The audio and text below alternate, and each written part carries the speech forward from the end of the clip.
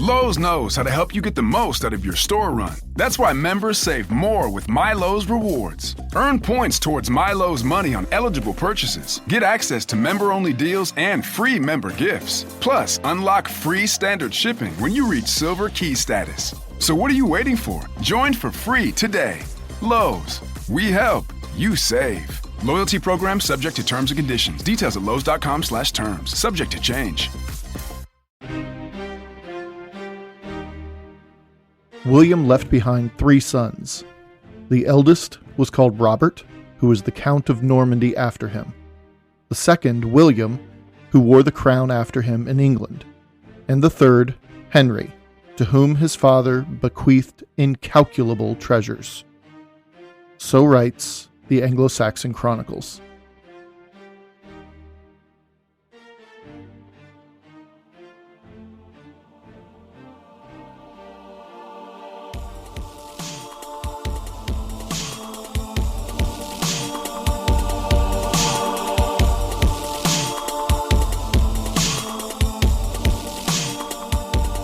Welcome to Fortune's Wheel Podcast, a podcast that explores the infinitely fascinating and oft overlooked high and late Middle Ages. I'm Jonathan, your host, and what you can expect to hear on this show is a story of our collective Western history. Specifically on this episode, the first part of a larger tale of how 3 brothers dealt with the death of their legendary father. This isn't a polished story with neatly placed heroes and villains, but rather a complicated story of 3 young men cast haphazardly upon the peaks of European power. A massive vacuum was left when their father, William the Conqueror, passed away, and his 3 boys were left picking up the pieces. This 3-part series that I'm calling A Tale of 3 Brothers is a story of sibling rivalry, betrayal, power, ambition, broken alliances, massive political restructuring, and each man's quest for legitimacy and legacy, on a channel-spanning scale that includes kingdoms, duchies, and even the Holy Land itself. Before we begin, though, please consider joining us on Patreon, where you can enjoy more than 20 hours of bonus content, as of this recording, for as low as just $1 a month. We have full series covering stories such as Poland's rise through the 11th century, and our current ongoing series covering the legendary Alexius Komnenos. Join our growing community and help this show bring our shared story to life. This is episode 146, entitled Inheritance and Division. Thank you for your support, thank you for listening, and I hope you enjoy the show.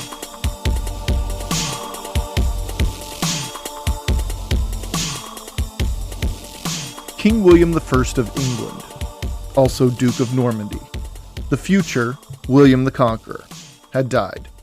Things had never been smooth for William.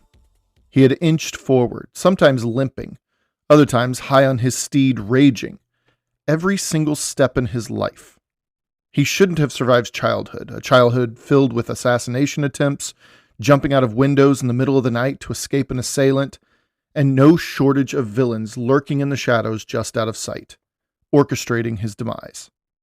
Yet, he did survive. In fact, he didn't just carry the title of Duke, he earned it, fulfilling his father's wish. The bastard son had overcome it all, and that was just the beginning. He married a foreign noble lady, a fierce and intelligent woman named Matilda. They had numerous children, namely 4 sons, Robert, Richard, William, and Henry. He had taken on his own Norman barons, beaten back his own king on a number of occasions, defied a pope more than once, took on the likes of Geoffrey the Hammer Martel of Anjou, and Harold Godwinson, King of England. William had risen from hunted illegitimate son to dominant duke to legendary king in just 30 years or so. The man's story is one that will never not be interesting. He very rarely took a loss on the battlefield, and he only got better as a statesman as the years progressed. He, along with the likes of Robert Guiscard, truly embodied the spirit of Norman supremacy across Europe throughout the 11th century. It was, I dare say, the Norman century, precisely because of both William the Conqueror and Robert Guiscard. Their nicknames alone give us clues as to why the Normans were so successful. The words Conqueror and Guiscard. These words speak of ferocity, military expertise, cleverness, ruthlessness, and an undefinable, limitless ambition. Both of these men exemplified what it meant to be Norman, and I believe we haven't seen quite such boldness and ambition very much over the last 1,000 years. They were truly unique men. They controlled the world of their day. If you think about it, goings-on around the North Sea were dominated by what William was doing in France and England, while goings-on around the Mediterranean Sea were dominated by what Robert Guiscard was doing in southern Italy, Sicily, and then over to the Balkans. Even after their deaths, they loomed very large. They cast the longest of shadows, as I once said of William on this show. July 17th, 1085, Robert Guiscard, 70 years of age, took his last dying breath on the Mediterranean island of Kefalonia while invading eastern Rome. September 9th, 1087, William the Conqueror, 58 years of age, took his last dying breath in Rouen, Normandy, after receiving a devastating injury to his gut while invading neighboring Vexin. These men, a mere 12 years difference in age, might as well have been twins. The similarities are undeniable. But the one thing I've tried to get across, and will continue to try to get across, is the idea that we remember people in history predominantly because before they arrived, the world was one way. After they arrived, it was another. That sums up both of these men. Southern Italian politics would continue beneath Guiscard's massive shadow for centuries, and one of his duchies, Sicily, would emerge as one of the most prosperous, tolerant, wealthy, and cosmopolitan in all of Europe. As for William's world, well, need I say anything more than England? This world is full of haters, but I refuse to listen to them. Sure, as with any group or nation or kingdom, bad apples and evil practices are bound to emerge. England is not immune to that, and the folks in the United Kingdom would readily admit to it, I'm sure. But come on. England. As for world history, England still has a lot to offer, but I'd like to offer that mighty nation a chance for a bow. And yes, even though the kingdom of the Angles and the Saxons were a proud, stout bunch with a rich culture and deep legacy, I mean, again, come on. William of Normandy kicked off the England we know today. To me, as much as I enjoyed Robert Guiscard's story and would easily put him on the short list of the most notable humans to have ever lived, William, he's got to be top 5, easily. But as I said, as of September 9th, 1087, the world was not only without the presence of Robert Guiscard, but it was also without the mighty William the Conqueror. As a storyteller, I've been left for weeks now wondering, how in the world can this story continue? This is typically the part of the movie where the credits roll, right? But that's not how life works.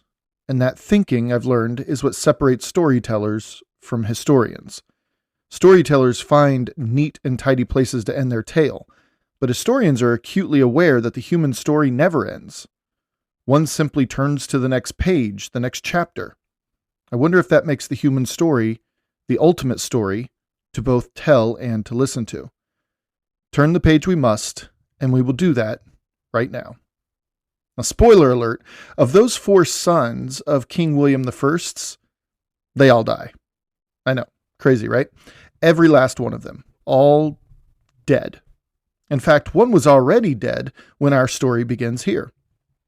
That sad honor would belong to Richard, William and Matilda's second son, one that many contemporary chroniclers and future historians argued might have been William's favorite, but that, alas, is lost to time.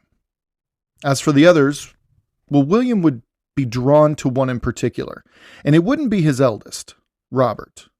In fact, if you remember, William nicknamed Robert Curthose, meaning short legs. It wasn't a compliment or even a playful jab. So yeah, there's that. Robert Curthose is also a man who gets the shaft in the roles of great Normans too, if you ask me. On the one hand, he was the thorn in his father's side for more than 20 years, off and on ally, and proclaimed heir to the duchy. But on the other hand, Curthose was also the absolutely bullied and forsaken firstborn who could never, ever live up to his father's expectations. He was a man off balance. Historian John Julius Norwich once wrote, quote, "Robert Curthose was a man of contrasts, kind-hearted and chivalrous, but hopelessly inept as a ruler." End quote. Richard died years earlier, so the next son in the line was his third-born and namesake, William. Young William, like his father, was a rambunctious kid, one who grew quite accustomed to the life of the night and loved to be out in the field hunting, fighting, or just training. In fact, the great Frank Barlow once wrote about this young William Fitzwilliam, quote, "He was acclaimed by soldiers for his chivalry and magnanimity," end quote. Described as a youth with a ruddy complexion and even red hair in some accounts, young William was nicknamed Rufus, meaning something resembling the Red, and this is the name that has stuck for 1,000 years. And then there was the baby of William and Matilda's brood, Henry. Henry was the only one of the Fitzwilliams actually born outside of Normandy. If you remember, Henry was born during the incredibly dangerous year of 1069 in Selby, a village in Yorkshire, England. Henry was in and out of, well, everything happening in Normandy and England from his birth to the death of his father in 1087. He rode with his father, he trained with his brothers, he joined Robert Curthose on a few adventures, and he joined William Rufus one night as they urinated on their eldest brother's head in front of all of his boys, kicking off a little civil war of sorts in Normandy when Papa William barged in, pulled Robert off his brothers, and proceeded to berate the elder Robert and not the two younger boys. Firstborns out there listening right now, I can hear your eyes rolling and your heads nodding in nostalgic pain. I'm a second kid, the baby of the family, so I shrug my shoulders, but just know that I'm not even about to sit here and pretend that I'm not proud of my part in that age-old struggle between siblings. Now, as for Henry, we do know that he was actually dubbed, that is, knighted, in the Norman custom, which is to deck the crap out of the young man in front of other knights in a ceremony. Well, he was dubbed by his father, King William I, within a year of Dad's death. So that's something to keep in mind. It's interesting because Henry began his life being the fourth son on a path toward a life of celibacy and learning and prayer. A son that far down the pecking order destined him for a life in a monastery. Not much else. This life could still lead to quite a quality life, mind you. There are no shortages of successful, influential, and even wealthy clergy in the Middle Ages. I mean, just look at Odo of Bayeux. And Henry showed quite an intellect too, so the sky was the limit for this kid. He spent a number of his younger years training for the life of a monk and scholar, learning to read and write in Latin, and he quickly became fluent in Latin, Norman French, and Anglo-Saxon. He learned the ins and outs of organization, money, and management.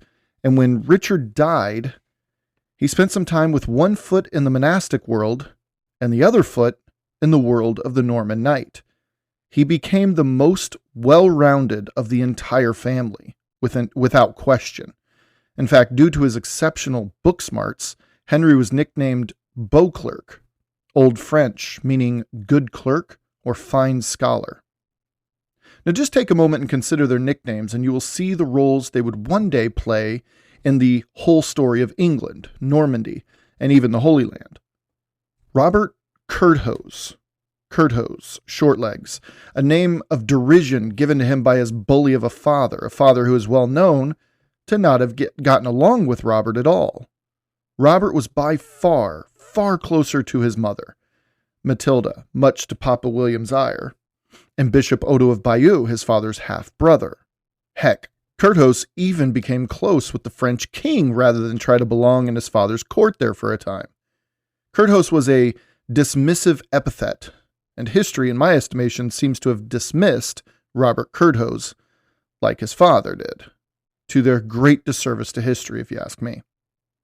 Now, William Rufus the Red, showcases Rufus's hot-headed flavor of diplomacy, as you will soon see on this short series. Rufus loved war, he loved training, he loved hunting, and he loved confrontation. But as I've tried to argue on this show before and will continue to do, people aren't that simple. Rufus was also, when removed from official meetings and the battlefield, he was also a rather likable fella. He was gregarious, quick with a joke, and very generous, like very generous. This sort of contrast was bound to ruffle feathers, and rumors certainly circulated, which we will get to in time. But the nickname Rufus was one indicating a positive trait, or at least not negative. And then we have young Henry Beauclerc. Beauclerc, fine scholar. And well, how appropriate this nickname actually is will become abundantly clear after he becomes King of England. Yeah, spoiler for those that didn't know. But seriously, Henry had an exceptional mind and was able to see things at a bird's eye view, something his older brothers couldn't, which is why the real winner out of the three is probably Henry. Actually, not probably, he was. Admittedly, though, the beginning of Henry's story is rather mysterious, but we can at least track most of his movements during the 1090s until he finally realizes his full purpose in life. Beauclerc was a nickname, make no mistake, of high praise. Imagine how many leaders throughout history were so effective at what they did that they earned a nickname highlighting their exceptional brain. I'll wait. See? Not many at all. We don't remember those people for some reason. So we have Curthose, Robert Curthose, Rufus, William Rufus, and Beauclerc, Henry Beauclerc. I'm not sure when and how I will use those names, but I imagine they will be used interchangeably, and I wanted us to take a moment to sear them into our brains, so no matter how I use them, it doesn't stop the flow of the narrative as you listen. But names, like titles of stories and poems and songs, as I tell my students, are another important clue for unlocking the secrets of anything you're being told. Shortlegs, the Red, fine scholar. Something to think about as we move forward in our story. So again, the King of England and Duke of Normandy, William the Conqueror, was dead, and his exploding corpse was a macabre sort of foreshadowing for what would happen next. Let's cut to the chase. And speaking of the chase, that's exactly what occurred in the moments, and I mean seconds, minutes, hours, after the old man breathed his last. Many were at William's bedside in Rouen in those final few weeks, days, and hours. One important person, arguably the single most important person in the Conqueror's story, missing, was his wife, his rock, Matilda of Flanders, who died back on November 2nd, 1083, exactly 3 years, 10 months, and 6 days earlier. This was the first permanent crack, mind you, between William and Curthose. Though they'd had many issues and battles and reconnections before that, Matilda was the one force holding the entire family together. But she hadn't been around for almost 4 years, and William and Robert's relationship just soured to the point of expiration. As for those by William's bedside, you would have seen Archbishop William of Rouen offering absolution for the many crimes committed, Bishop Gilbert of Lisieux offering prayers of forgiveness for the Conqueror's often ruthless actions as well, William's personal doctor, John of Tours, Chancellor of Normandy, Gerard, and only 3 members of William's family, Count Robert of Mortain, his half-brother, and his 2 youngest sons, William and Henry. Now, besides Matilda of Flanders, there are still 2 glaring absences, and it's not like they weren't aware of William's condition. He'd lingered for a while, about a month, in terrible suffering, and it seems the whole of France and its neighbors had heard word of the mighty Duke's condition. But each one had good reason for not being by William's side as he died. See, his other half-brother, Bishop Odo of Bayeux, was currently serving time in a Norman prison. Yeah, that was all for that I want to subvert my king's will, privately build an army, and then march on Rome to take the papacy for my own business. Or at least that's what some scholars have concluded. Though I'm kind of inclined to believe him. The evidence is pretty clear. Either way, Odo messed up with his king, and his king threw him in a dungeon with no chance of parole anytime soon. Now, as for the other, not by his bedside, was his own firstborn, a spurned son, and current enemy of the state, so to speak. Robert Curthose was currently in the court of the French king after rebelling once again against William, and this is what led to William's invasion of the Vexin, thus resulting in William's mortal injury. Now, taking in the scene of William's dying days and hours, Barlow writes in his book, William Rufus, quote, "It is significant and characteristic that there was no one there who could, in any sense, be regarded as representing England. Not even the English archbishops had been summoned to attend." End quote. What the hell? Again, it's not as if nobody knew of William's condition. You can't gather the likes of the Archbishop of Rouen, Count Robert of Mortain, and two of William's sons to his bedside after he publicly injured himself invading another French county and nobody know about it back in England. Heck, we even have a record of King Philip I of France mocking William as he lay dying, as King Philip is noted saying, quote, "lying in bed like a pregnant woman," a clear jab at William's abundant late-life corpulence, as well as the rupturing of the old warrior's internal organs, causing massive leakage and bloating in the man's abdomen. It was pretty bad. Now, Robert Curthose knew, and yet he stayed away. And all that said, Barlow writes, quote, "The pressures on William to pardon both Robert and Odo were immense," end quote. He was dying. Why not let those he leaves behind start with, tabula rasa, a clean slate, a reboot, a restart? According to Orderic Vitalis, who was hostile to both Robert Curthose and Bishop Odo, well, he maintains that William was loath to free them of their sins against the crown and duchy. But other pressures prevailed, and before he died, Odo was freed from the prison and Robert Curthose re-inherited the duchy. But that was the duchy, not that, kingdom over there across the channel. What in the world could be done about England when William died? Well, if by inheritance Robert Curthose received the Duchy of Normandy, and if by the rules of inheritance the heir would receive the domains of the father upon his death, and if by historical fact the Duchy of Normandy theoretically extended across to England, as both polities were ruled by one single man, then wouldn't that mean that Curthose would also receive England as well? Robert sure thought so. Which brings us to our chase mentioned earlier in the moments the Conqueror died.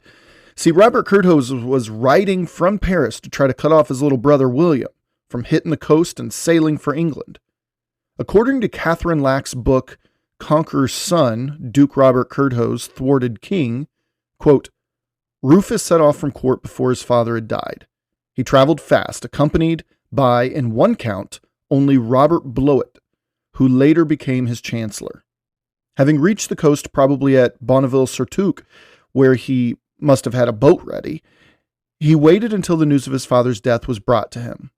This was, then, a premeditated course of action, and yet it smells of fear." End quote. Now, Lax goes on to say of this move, quote, "Rufus's actions look more like a preemptive strike, getting as close to England as he could without crossing the channel, and thereby risk losing contact with events at Rouen, but yet giving himself as much of a head start as possible in his dash for the throne." End quote. Orderic Vitalis and other records indicate that as William was in his final days, moments really, a note was written with the king's signature that bequeathed the kingdom of England to William Rufus. Just one last slap in his eldest son's face.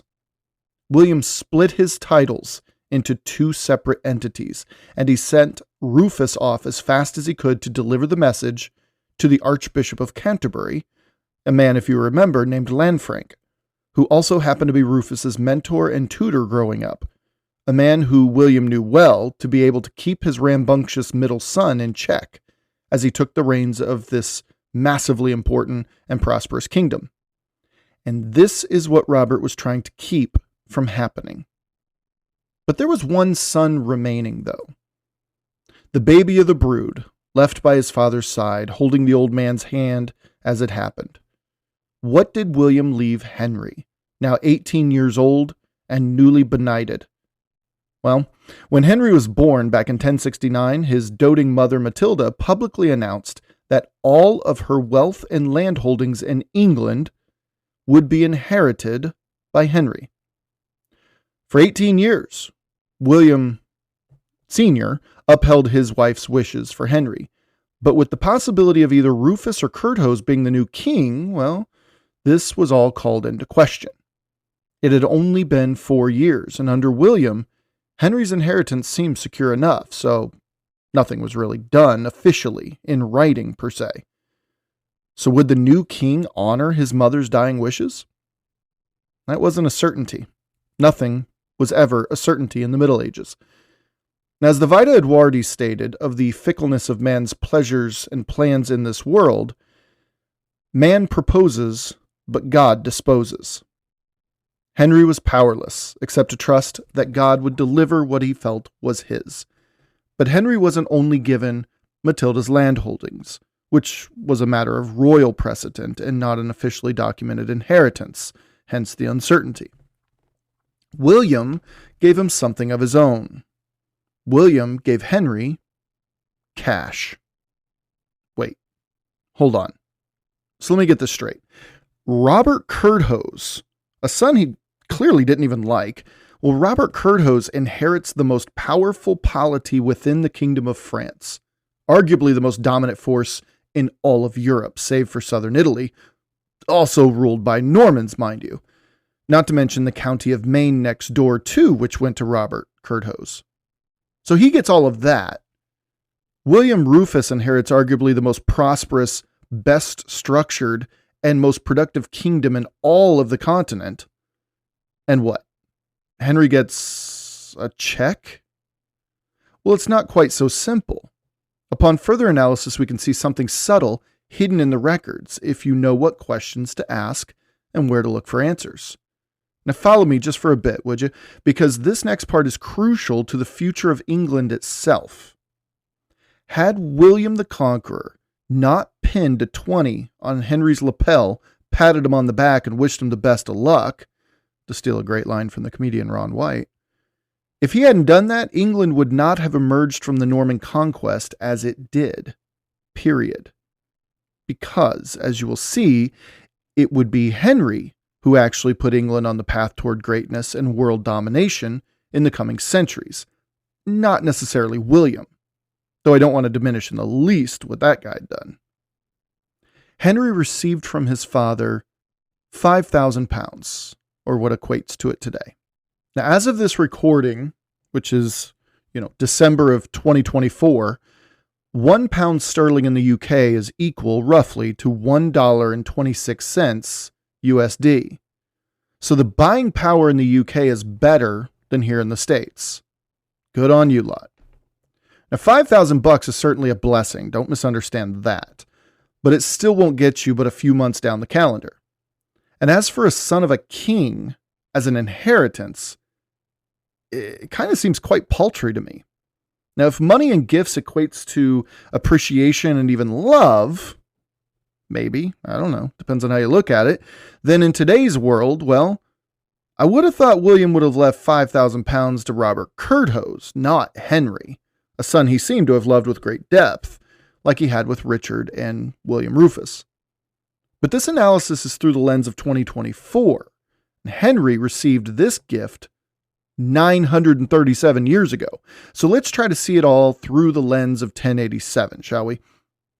Well, roughly speaking, £5,000 sterling was equivalent to over $1 million USD today. Literally speaking, which is difficult in today's world of fiat currency, which is nothing more than a promise that, this piece of paper is worth what it says it's worth. A system built upon the trust between two people and absolutely nothing more.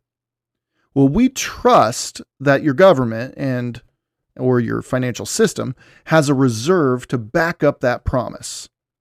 But there wasn't actual value in the paper passed between two people. With that in mind, think about the new digital currencies and Bitcoin. Talk about empty trust, right? Now, back 1,000 years ago, and for the absolute vast majority of human civilization, money was simply what you made it.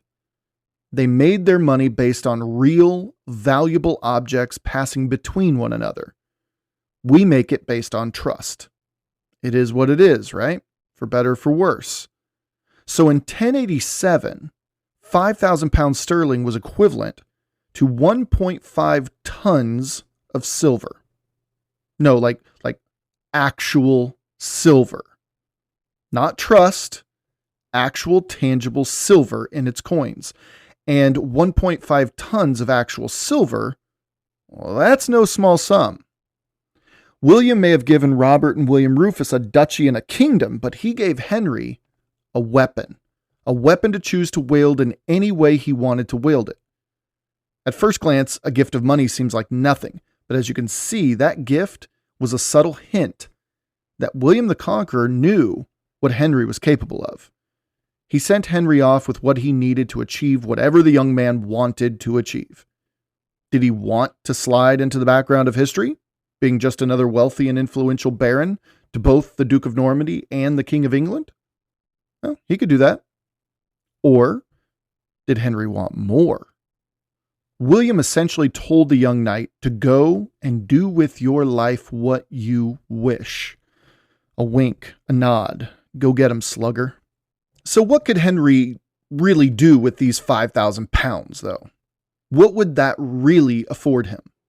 Well, for starters, the yardstick for powerful leaders in those days was his retinue of knights with which to ride around with. Kind of like rappers' posses today, I suppose, but only these fellas were real men.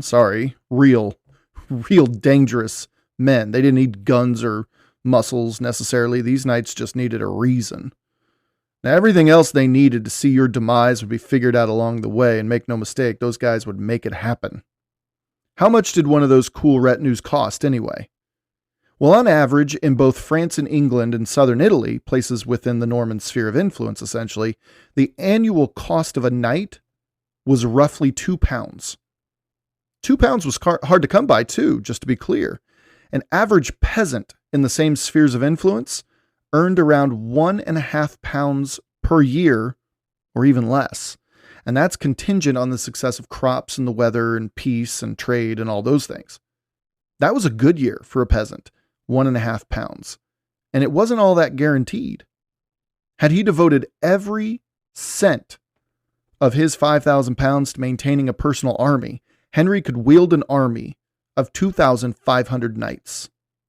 Don't kid yourself. 2,500 knights was an army in itself. A good sized one under one banner. So militarily, Henry could afford an army. Okay, so what if Henry chose not to become a military leader? Well, this 5,000 pounds earned him so much more. For instance, the cost of a stone castle ranged, obviously, depending on the size and complexity of the castle. So it could be anywhere from 100 pounds to 1,000 pounds. Henry could start building campaign of castles on his inherited lands if he wished, and then fortify them with his small army. And given that a peasant earned about a penny per day, he could afford over 1 million days of labor to those working the lands around each castle. And as we know, the downstream effects of even one castle with a prosperous and secure territory had untold benefits. It was wealth generation at that point. With his check from Dad, Henry could afford to do this for up to 50 castles. Henry was loaded. The world was quite literally at his fingertips. If you think about it, Henry arguably came out of the whole inheritance mess in the best possible position. And he didn't even have any land secured yet. I've written in the margin of my Frank Barlow biography of William Rufus, I wrote, Rufus left, Robert received, Henry counted. Those were my notes. William Rufus, in order to actually obtain his inheritance, had to escape a suddenly hostile Normandy, make the typically treacherous journey across the Moody Channel, and then pray that Archbishop Lanfranc would orchestrate the rest. Robert Curthose was already in Normandy, but he was at odds when his father passed, so getting back on the up and up with the Norman baronage was a task in and of itself. We'll hit that on the next episode. And the fact that he chased Rufus all the way to the coast meant only one thing. William Rufus would soon be a threat to his rule over Normandy, or at least that's what he thought. But as for Henry, now loaded with wealth, wasn't tied to anyone or anything, politically speaking. He had no secure landholdings to speak of, so there was no home to defend. He had no family, so there was no one to defend there. And he had yet to build a lasting reputation, so there was no honor or legacy at that point to defend either. Henry was a true tabula rasa, a very, very rich tabula rasa who had nothing tying him down. I mean, preferably, he'd like Rufus to honor his mother's gift to him of her lands in England, and for Curthose to honor the same concerning Matilda's gift to Henry of her lands in Normandy. But that was business for another time. Henry had a whole lot of hurry up and waiting to do. But that suited Henry just fine. So as his brothers were frantically riding here and there and everywhere, making new alliances, securing crowns and titles and oaths, and mobilizing their fighting men, Henry had something more important than any of that to attend to: his father's funeral. Armed with his 5,000 pounds, Henry joined his uncle Odo, newly released Bishop of Bayeux, as being the only men in William's family to attend his actual funeral. Now, the disastrous occasion, kaboom and all, was held in St. Stephen's in Caen, so his daughter, who was a nun soon to be abbess at a nearby nunnery, was also in attendance. Other than that, while this was occurring, William Rufus had escaped the manhunt led by Robert Curthose and had arrived in Dover, riding as fast as his horse could take him north to Canterbury to claim the throne of England. Robert Curthose, no doubt pissed beyond belief, began to turn his attention back to his new duchy. But as Barlow states, quote, "When the king finally breathed his last, all government ceased," end quote. The Duchy of Normandy was in absolute disarray. It was pure chaos. His corpse and the room he died in were plundered to sticks of furniture and nothing more. His once devoted followers and lackeys scattered in all directions like cockroaches when the kitchen lights flipped on, and factions started forming instantly. It was pandemonium. Laws were ignored, alliances were broken and formed elsewhere, cats were getting along with dogs, the sun rose in the west, wives began admitting when they were wrong, men started calling each other bro for no reason, icebergs were sunbathing, and rivers flowed uphill. See? Absolute bedlam. Normandy, and curiously not so much England though it wasn't immune, Normandy was in pure chaos, plain and simple. Now, the sway of William the Conqueror was broad and it was complete. The inscription of the Conqueror on the Conqueror's tomb, once they stuffed his exploded corpse back into it, mind you, reads the following: "He ruled the savage Normans, Britain's men. He boldly conquered, kept them in his power, and bravely beat back swords thrust out of Maine to hold them subject to his empire's laws. A great king, William, lies within this little urn. A small house does for even a mighty lord." End quote. Now, in the midst of the mayhem all around him, Henry found a calm eye of the storm that he would find peace. Henry was 18 years old, a newly christened knight, now loaded with more money than he knew what to do with. But he had no mother and no father now. By all accounts, Matilda doted over him, and William, while toughening him up, also didn't go near as far with Henry as he did with Rufus, and certainly nowhere near as far as he went with old Shortlegs.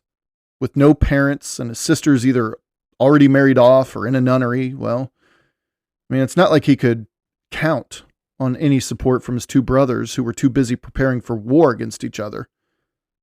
It was crystal clear to young Henry that he was alone in this world for the foreseeable future.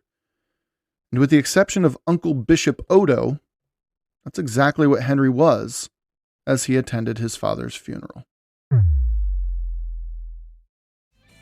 This episode is brought to you by Hyundai. Think you know what an electric vehicle should be? Think again. From the charge time and range in the Ioniq 5 and 6 to the 601 horsepower Ioniq 5N, Hyundai is redefining what EVs should be. Learn more about Hyundai EVs at HyundaiUSA.com. EPA estimated 303-mile driving range for 2024 Ioniq 5 SE SEL limited rear-wheel drive and 361-mile driving range for 2024 Ioniq 6 SE long-range rear-wheel drive with fully charged battery. Actual range may vary. As for William Rufus, he left his father a day or two before his death in order to get a jump on obtaining the kingdom. He threw together a group of loyalists there in Rouen and rode hard to the coast, as we know. Of all the men in his retinue, we know of just one by name. As I said earlier, a man of the nobility in Ivry, a personal priest of the Conqueror, Robert Bloet, mentioned earlier.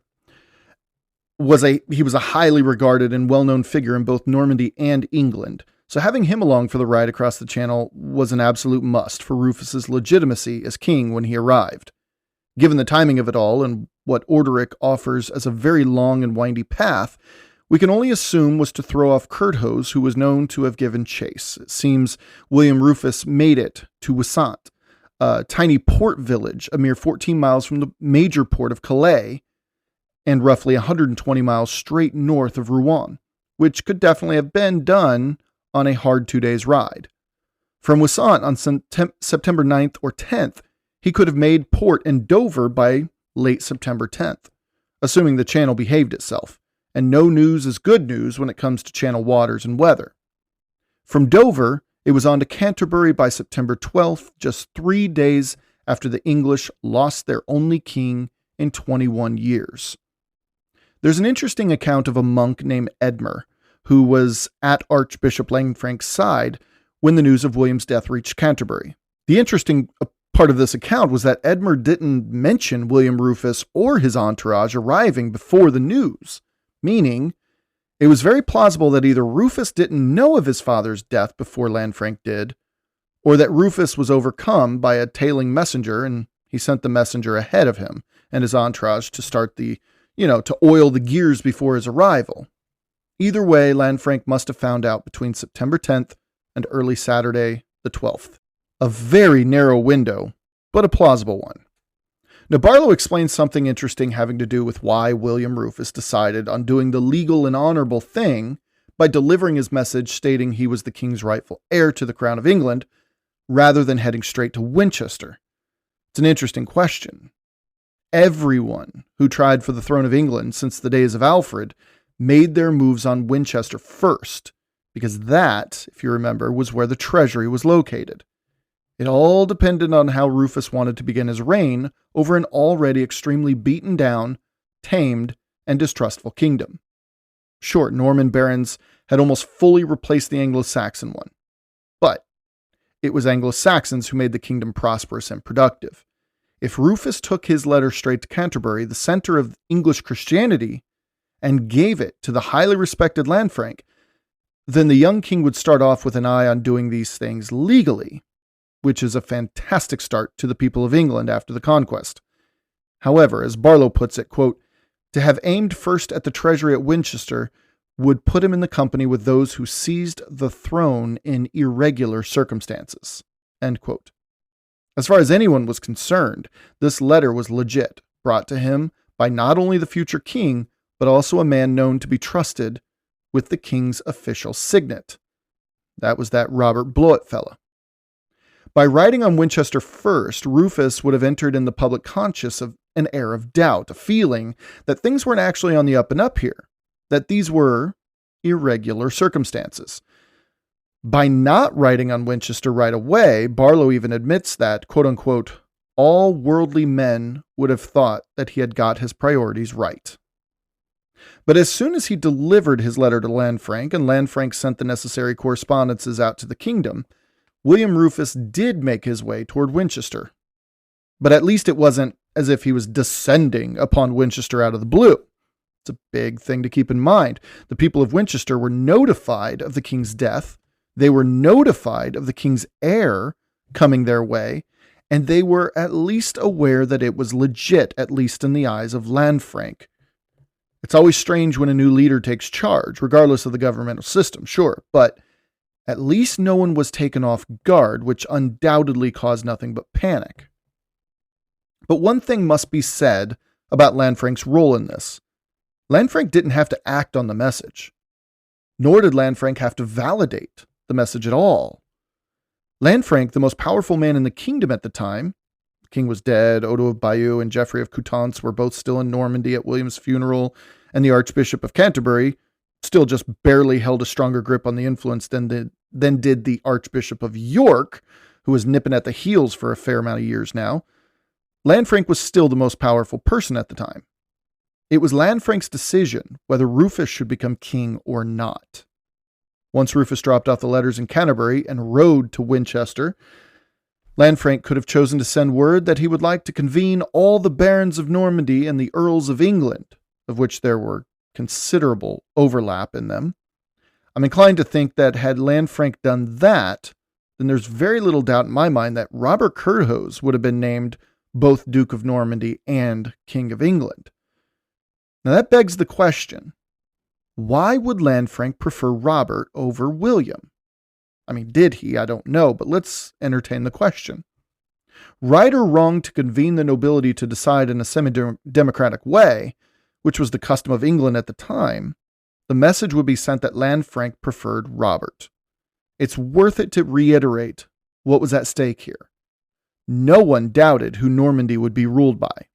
It was established almost 20 years earlier that Robert Curthose was the heir to the duchy, and even after the boy's numerous blow-ups and outright rebellions against Papa William, after each and every one of them, William reminded people that the duchy was Robert's. Even on his deathbed, he forgave Robert for the latest rebellion that resulted in his own mortal injury. Normandy was not in question. England was in question. Who would rule England? And it was up to Lanfranc on September 12th, 1087, that more or less decided the fate of the kingdom. Weighing his options, he knew Rufus better than anyone except maybe Henry. Remember, Lanfranc had been Rufus's tutor and mentor in his earliest years. He was well aware of the brash bravado the young man had, his warlike spirit who craved confrontation, his heavy hand and in his affairs and his playboy ways, always traveling with his companions, bucking the system and drinking well into the night. Rufus was quite a character for sure, but he wasn't stupid and he wasn't a pushover, and for Lanfranc, who was probably the only one who could say this, he wasn't uncontrollable though. Edmer reports that Lanfranc was, quote-unquote, most reluctant to crown the son. That is, to steal Barlow's words. But Barlow immediately admits that Edmer wasn't the friendliest chroniclers toward Rufus's reign, so that's something to take into consideration. But things were still on a knife's edge, though. Barlow writes, quote, if Lanfranc had refused to accept the testament and preferred to wait until he could consult the great Norman barons, he could probably have preserved the empire intact for Robert, end quote. But our historian goes on to write this, which sums it up pretty nicely, if you ask me. Quote, we can believe that the archbishop gave no immediate reply. He would have needed both to confirm the genuineness of the testament and to sound out English opinion. But it cannot be doubted, once he had established what was the Conqueror's will and the feasibility of crowning the younger son, that he would carry out his duty. His loyalty to his dead lord was absolute. He saw a rival in Odo of Bayeux, and perhaps also in Geoffrey of Coutances. He was an archbishop, not a baron, an Italian, not a Norman, and probably had no great sympathy with baronial ambitions. And it is most unlikely that he preferred Robert to William. He knew the candidate's strengths and weaknesses and believed he could manage him. No doubt gave him instruction in the office and obtained from him assurances of good government before taking this irrevocable step. End quote. So it seems clear to us today that Lanfranc would choose Rufus over Curthose, and though it certainly leaned that way in 1087, it wasn't a sure thing. As with everything we've studied so far in this podcast, there was nuance to even the most mundane of happenings.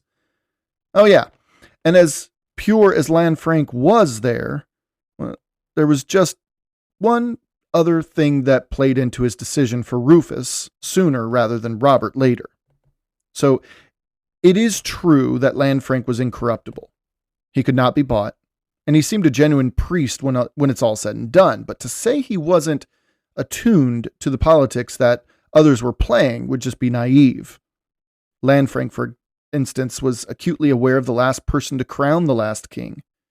It wasn't the Archbishop of Canterbury who crowned William the Conqueror, as was customary.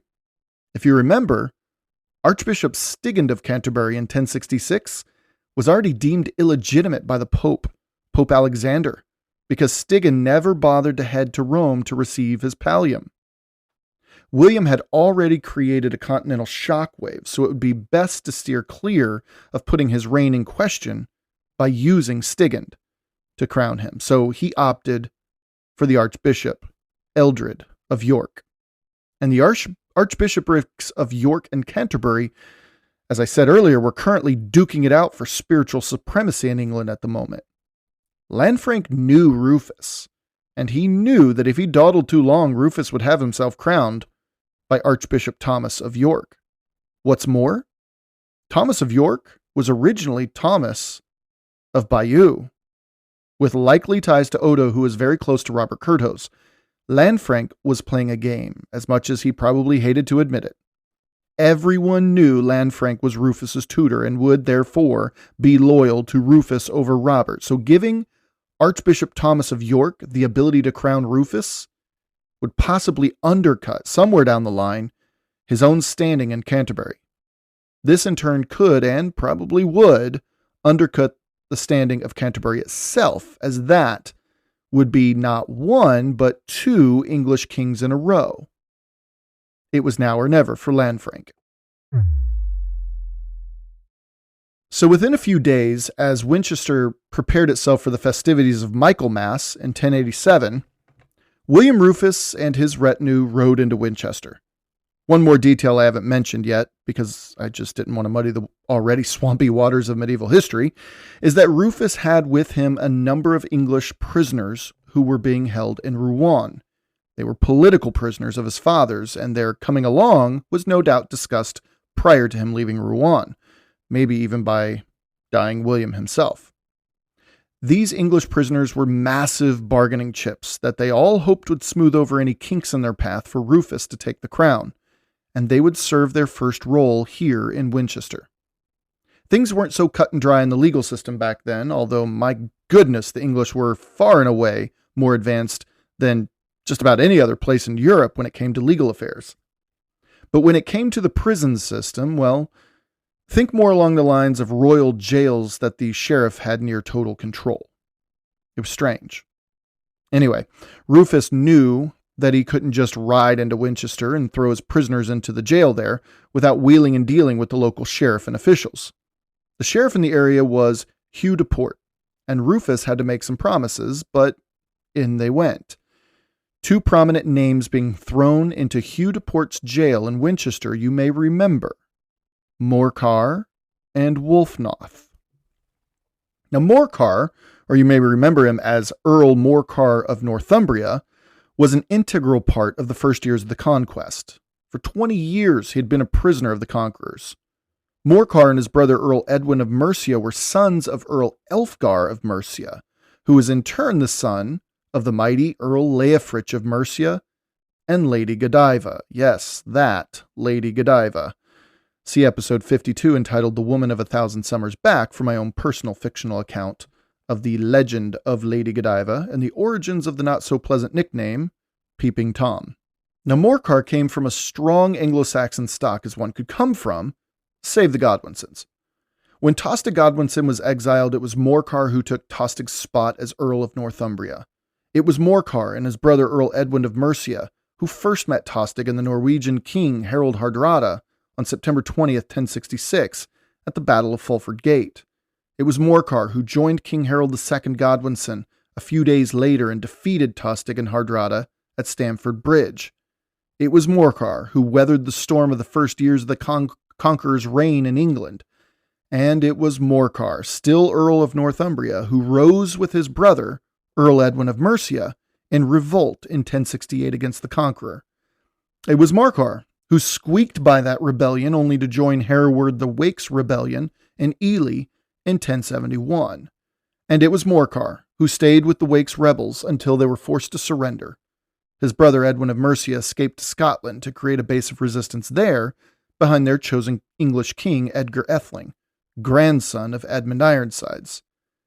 Morcar's life wasn't as documented as others of his time, but his life was still grand. It was a grand, sweeping narrative of the 11th century England, and it shouldn't be forgotten. He was English resistance at the uppermost levels of the new Norman England kingdom, and it wasn't over when the Conqueror threw him in prison after Ely in 1071.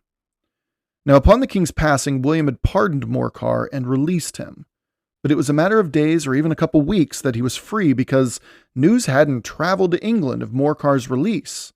So Rufus snatched him back to bring to England as a pawn in their 4D game of chess. Little did he know that when he was thrown into the jail at Winchester, Morcar would never leave there. The records never record another thing about him after this moment, so it's assumed that Morcar died there in Winchester.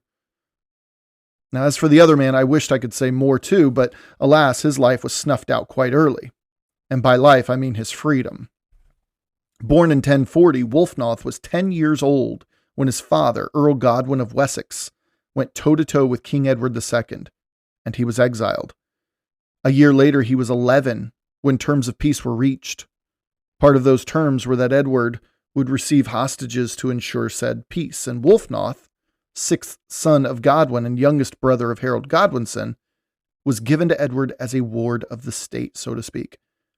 However, things blew up again in 1051. Godwin returned to England after another exile and rode against the king. Archbishop Canterbury, Robert of Jumièges, knew the gig was up at that point, grabbed a couple hostages, and fled to Normandy and into the arms of Duke William. Now, Wulfnoth was one of these hostages. So Wulfnoth, brother of the slain King Harold II Godwinson, had been in a Norman dungeon since 1051. It's now 1087. From the age of 11, Wulfnoth had not known freedom or much comfort or any of that. He was now 47. He had spent 36 years in captivity, and now, well, Rufus was taking him back to England. Who knew if he even spoke English at that point? Wulfnoth was also a part of a major point of contention in the records. It said that Duke William obtained the future fealty of Earl Harold Godwinson of Wessex upon the death of King Edward II, when Harold Godwinson made his way to Normandy in 1064. Well, why was Harold Godwinson in Normandy in 1064? We talked about this many episodes ago. He was sent there to seek the release of his little brother. And it was this visit that supposedly gave Duke William the legitimacy to invade England, and the rest, as they say, is history. But Wulfnoth stayed in a Norman jail. Now, just to tie a nice, neat little bow on Wulfnoth's life, because it will probably not come up again, he was thrown into a Winchester jail in 1087 by William Rufus. And after Rufus secured the crown, Wulfnoth was then no longer a dungeon dweller. He wasn't free by any means, but pushed around from one estate to another between Hampshire and Wiltshire for the remainder of his life, which ended in 1094. Now, why did I take the time to go back through the lives of these two men if they don't serve a ready purpose here? Because I wanted to reiterate that history doesn't happen in episodes per se. It's not like one generation dies and another just pops onto the scene. We are all intricately linked by the generations all around us. We don't live in a vacuum. The politics of 2024 didn't just come out of nowhere. Here in the States, as of November 2024, we currently have 6 presidents still alive. As of this recording, Donald Trump, Joe Biden, Barack Obama, George W. Bush, Bill Clinton, and Jimmy Carter are still with us. Jimmy freaking Carter. The guy's over 100 years old. It's crazy. Now, here in 2024, we are still intricately linked to Carter's presidency, and that was over 40 years ago. As we study history, we have to constantly remind ourselves that the overlap of generations is a crucial part of every story, and Wulfnoth and Morcar in 1087 were still strong links to Anglo-Saxon England, 1066 wasn't a light switch. One way, it was Anglo-Saxon England. Flip the switch the other way, and it was suddenly Norman England. No, I think history like watercolors. There are no edges in watercolor, there's only blending, a gradual merging of one color into another. And the coolest part about it is that where they merge creates a myriad of other colors in essence, other stories and characters and circumstances. The world of Jimmy Carter is still merging with our 2024 world, just like the world of pre-Norman England still merged with post-conquest England in 1087.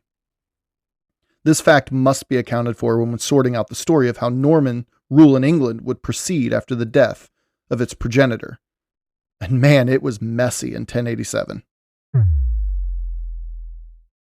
Now, with all the people in place and William Rufus playing his cards right in everything he did since arriving in Dover on September 10th, it seemed that Lanfranc had played his own part perfectly as well. He waited just long enough for English barons to chime in and not long enough for Norman barons to cross and give their 2 cents. As far as England was concerned, everything had been done lawfully. Within 2 weeks of his arrival, William Rufus was crowned King William II of England. Barlow tells us something interesting, though.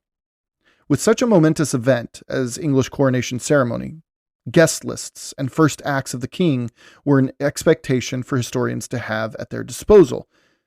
But Rufus's coronation had no such things. We have no list of attendees, and we have no royal charters issued in the days following. But we can still manage to piece a few things together. 1. The Anglo-Saxon Chronicle, the E-Chronicle, specifically, states that Lanfranc conducted the ceremony. We know this already, but it's always good to have primary source evidence for verification. 2. We also know that, given the short turnaround between death of old king and coronation of new, the old ceremony used for the Conqueror was recycled for William Rufus. 3. This meant that the old Anglo-Saxon liturgy was used as well. And 4. One more thing we know for fact is that William II Rufus was crowned in the same abbey as his father, King William I, and his predecessor, King Harold II Godwinson. It was also the abbey built on the orders of and the current resting place of Rufus's distant cousin by way of Emma of Normandy. This would be King Edward II. This abbey is arguably the most famous abbey in the Western world, the Abbey at Westminster. It seems that Rufus, on his escape out of Normandy a couple weeks earlier, also managed to snatch the royal regalia too. As alien as it may seem to us Americans, we have similar ceremonies in our own culture. We're about to witness our most important one in just a matter of a couple months. The passing of authority from one person to another, no matter where you stand politically or in history, is a monumentally important and sacred occasion. A peaceful transfer of power is what we all wish for at the end of the day, assuming the means by which it was achieved were on the up and up. It's a sacred obligation that things go smoothly. I draw parallels between our own presidential inaugurations and English coronations. Barlow writes, quote, "The coronation was an initiation ceremony rich in symbolism and replete with meaning," end quote. Now from here, he zooms in on a royal ceremony quite different from our presidential inaugurations, save for the swearing on that president's holy book of choice. He continues, it's, quote, "an ecclesiastic ritual conducted in Latin, but incorporating some more secular rites, both old and new, performed in the vernacular," end quote. So it was that on September 26, 1087, England witnessed the first peaceful transfer of power in roughly 40 years, more than one lifetime for many subjects to the crown. September 1087 was a crazy month indeed for England, as it was the first time an English king had ever died away from English soil. England was a new nation, a continental nation now, no longer isolated by the choppy, erratic waters of the Channel. One foot was on the island and the other foot on the continent, and this would be the point England began to see itself as such. The only problem with this was Robert Curthose, who, while Rufus was scrambling around for his crown, was sliding into the role as Duke of Normandy. Not very easily, but it was happening. Under William the Conqueror, both legs were controlled by the same person, but now they were controlled by two different people, though still intimately connected through the nobility, holding vast swathes of land in each polity. It was less Rufus and Curthose as the two legs. Rather, it was the Norman nobility who had their legs straddling the channel. And who they would support would kick off the next chapter in our miniseries on the succession crisis in England and Normandy in the wake of William the Conqueror's death. And we will find this out on the next episode. And I can't wait to tell you about it.